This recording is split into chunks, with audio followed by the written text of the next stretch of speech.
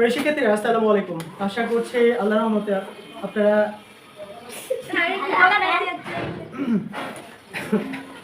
প্রিয় শিক্ষার্থীরা আসসালামু আলাইকুম। আশা করছি আল্লাহর রহমতে আপনারা ভালো আছেন। আলহামদুলিল্লাহ। আজকে এখন আমি আপনাদের মাঝে যে ক্লাস উপস্থাপন করব সেটা হলো ষষ্ঠ শ্রেণী গণিত 37, 38, 39 পৃষ্ঠা এবং 40 পৃষ্ঠায় স্থানীয় মান নির্ণয়ের একটা কৌশল দেওয়া আছে বা স্থানীয় মান নির্ণয়ের প্রসঙ্গে কিছু অঙ্ক দেওয়া আছে। তো সেই স্থানীয় মান কীভাবে নির্ণয় করতে হবে সেটা নিয়ে আজকে সুন্দর ক্লাস উপস্থাপন করব। এখানে আপনারা দেখতে পাচ্ছেন আমি অলরেডি একটা প্যাটার্ন সাজিয়ে রেখেছি।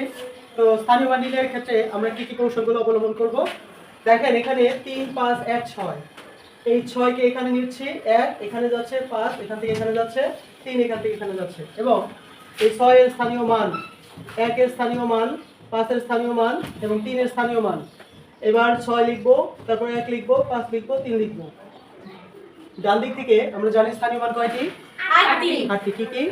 একক, দশক, শতক, হাজার, অযুত, লক্ষ, নিযুত, কোটি। সেটা জানতে হয় ডান দিক থেকে। কোন দিক থেকে? ডান দিক থেকে। দেখেন আমি এখানে লিখে দিচ্ছি একক, দশক, শতক, হাজার, অযুত, লক্ষ, নিযুত, কোটি। এই জায়গায় কিন্তু নিযুত আর লক্ষ মিলে একটা ঘর, অর্থাৎ লক্ষের ঘর হবে, আর অযুত আর হাজার মিলে হবে হাজারের ঘর। কিসের ঘর? হাজারের ঘর।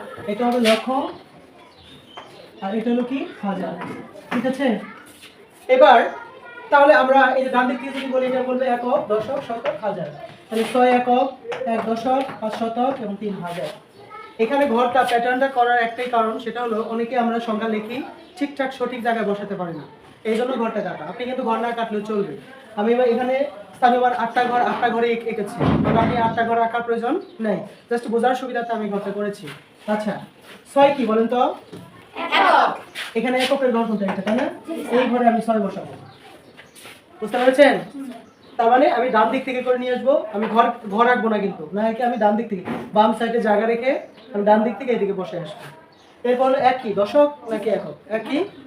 আচ্ছা, দশকের ঘর কোনটা? এটা। এই ঘরে আমি কি বসাবো? এক। দেখছেন? এক স্টেপ নিচে। এটা হলো প্রথম স্টেপ। এই ঘর কিন্তু ফিল আপ। এই ঘর কি? Fill up. এই ঘর ফিল আপ। এই ঘরে আর কোনো কিছু বসবে না। বুঝতে পেরেছি? এই ঘর কি? সরি, দশকের ঘরে হলো এক। আমি এই দশকের ঘরে কি বসাবো? এক বসাবো। এখন বাকি এই ঘরগুলো কি? কাটা, ফিল আপ। এই ঘরগুলো তার কিছু বসাবো না। বুঝতে পেরেছেন? তারপর 5 কি? শতক। আচ্ছা, ডান দিক থেকে এসে এসে শতকের ঘর হলো এটা, এখানে বসাবো কি? 5। তাহলে বাকি এগুলো কি? Fill up. অর্থাৎ এগুলো কিন্তু আপনারা করবেন না, মানে আমি এই জায়গাগুলো ব্ল্যাঙ্কস করে দিচ্ছি। আপনারা কিন্তু এরকম ঘর রাখবেন না, কিংবা এখানে এরকম দাগা দাগির দরকার নেই। ঘরগুলো কি করে দিচ্ছি? আমি ব্ল্যাঙ্কস করে দিচ্ছি। এরপর হলো 3 হাজার। হাজারের ঘর কোনটা বলেন তো? এইটা হলো হাজারের ঘর। এই স্টেপে হবে 3, এখানে বসালাম। তাহলে বাকি এগুলো কি হবে? এগুলো আর প্রয়োজন নাই, এই ঘরগুলো আর প্রয়োজন নেই। বুঝতে পেরেছি আমরা? এখন এই যে আমি এখানে বসাইলাম, বসানোর পর দেখেন ডান পাশে ঘরগুলো খালি। এই খালি ঘরগুলো আমাকে কি দিতে হবে? শূন্য বসায় দিতে হবে। কি বসায় দিতে হবে? শূন্য। অর্থাৎ 1 দশক সমান 10 সমান কি? 10। তার মানে পাশে একটা শূন্য দিয়ে দিব। তারপর 5 শতক। শতক মানে কি? শ। তার মানে 500। এখানে একটা শূন্য, এখানে একটা শূন্য বসায় দিতে হবে। তারপর 3 হাজার। কি? হাজার। হাজার মানে কি? হ্যাঁ, এখানে 3টা শূন্য দিতে হবে। কটা শূন্য দিতে হবে? 3টা। তার মানে এটা কিন্তু 3000। কি? 3000। তাহলে এখন প্রশ্নটা হলো যে তাহলে স্যার এতগুলো স্থানীয় মানের ঘর দিলেন কেন? এগুলো জাস্ট বোঝানোর জন্য আপনাদেরকে দেওয়া হয়েছে। আপনারা কিন্তু এগুলো দিবেন না, জাস্ট বোঝানোর জন্য এটা করা হয়েছে। বুঝতে পেরেছেন?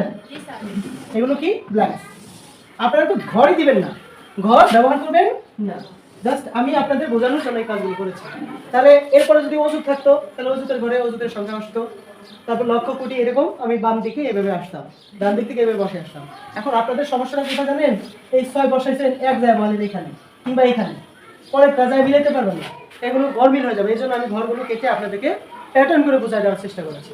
এবার এই 6 এর 6 এখানে নামাবো, এই 1 এর 1 এখানে নামাবো, এই 5 এখানে নামাবো, এই 3 এখানে নামাবো।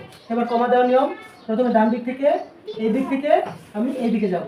তাহলে প্রথমে 1 2 3 3, পরে 2 ঘর পর পর কমা ব্যবহার করব।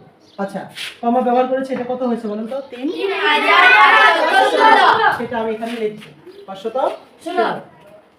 3516। 3000 কোথায় লিখবো? এখানে 3000 500 500 516।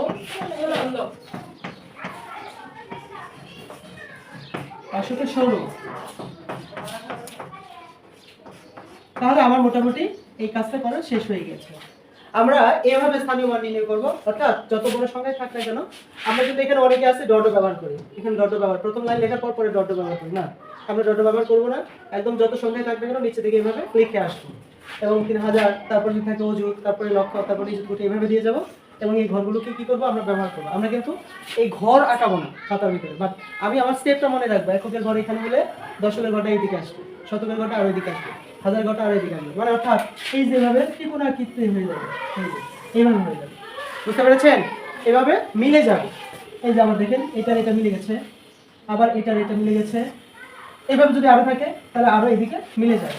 বুঝতে পেরেছেন সবাই?